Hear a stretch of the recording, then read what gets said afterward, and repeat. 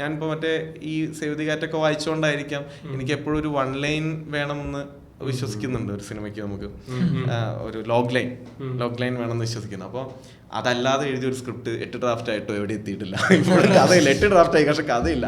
അപ്പോൾ പിന്നെ അത് അടക്കി വെച്ചു. അപ്പോൾ ആ ലോഗ് ലൈൻ ഉണ്ടാക്കിയിട്ട് പിന്നെ നെക്സ്റ്റ് ഒരു ഫ്ലോ ചാർട്ടാണ് വരയ്ക്കുക. അത് മറ്റേ +2 CPP ഒക്കെ പഠിച്ചുകൊണ്ടാണോ എന്നറിയില്ല, ഒരു ഫ്ലോ ചാർട്ട് ഉണ്ടാക്കും. ദിസ് ടു ദിസ്, ഇവിടുന്ന് ഇങ്ങനെ സീൻ.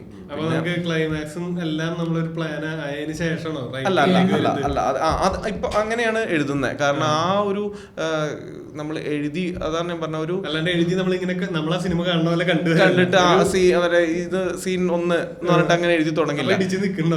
ഇടിച്ചു നിൽക്കാം ചിലപ്പോ.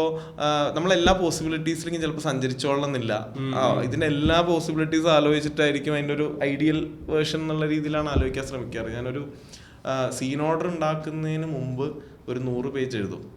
ഇങ്ങനെ മെറ്റീരിയൽസ്, അതിൽ ഡയലോഗ്സ് ഉണ്ടാവാം, ക്യാരക്ടേഴ്സ് ഉണ്ടാവാം, ഒരു 100 പേജെങ്കിലും ഉണ്ടാവും ഒരു സീൻ ഓർഡർ ഉണ്ടാക്കുന്നതിന് മുമ്പ്.